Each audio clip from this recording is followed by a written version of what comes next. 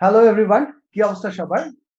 আজ 15/7/2021 তারিখে মহামান্য শিক্ষামন্ত্রীর যে ভার্চুয়াল কনভারসেশনটা ছিল সেটার মাধ্যমে আমরা অনেকেই অনেক কিছুই ক্লিয়ার কনসেপ্ট পাইতেছি না। তো সেই ক্ষেত্রে আমার স্টুডেন্ট সহ অন্যান্যরা সবাই আমাকে অনেক নক করতেছে যে এই অবস্থায় কি করা।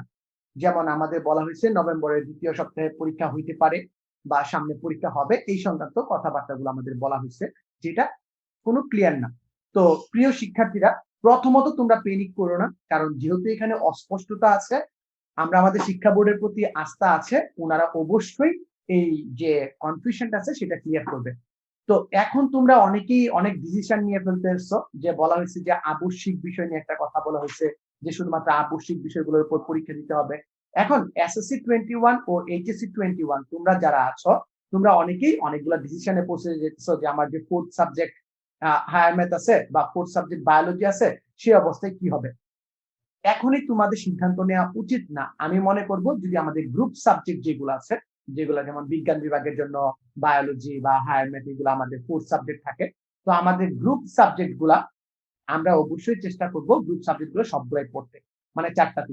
কারণ একটা সিম্পল জিনিস বুঝো, একটা সিম্পল জিনিস হচ্ছে এরকম যে তুমি উচ্চতর গণিত ছাড়া ইঞ্জিনিয়ারিং সেক্টরে অ্যাপ্লাই করতে পারবা না, তোমার এই নলেজটা থাকা লাগবে, বা ইঞ্জিনিয়ারিং সেক্টরে ভালো করতে পারবা না।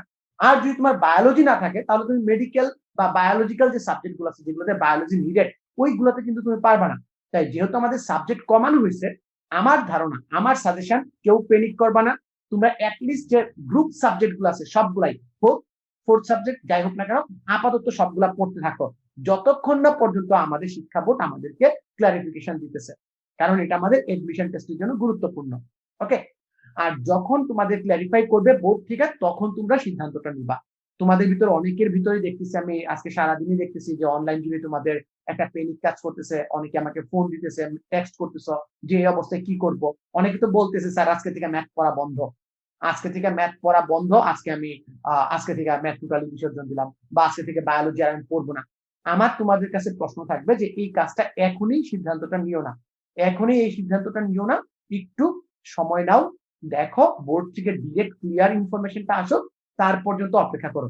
মনে রাখবা যে তোমার যে এডমিশন টেস্ট আছে, এডমিশন টেস্টের জন্য ফিজিক্স, কেমিস্ট্রি, ম্যাথ, বায়োলজি 4টা সাবজেক্টই কিন্তু গুরুত্বপূর্ণ। যদি আমি ওভারঅল চিন্তা করি, ওভারঅল চিন্তা করলে 4টা সাবজেক্টই গুরুত্বপূর্ণ। So keep calm and keep study. Okay, tata.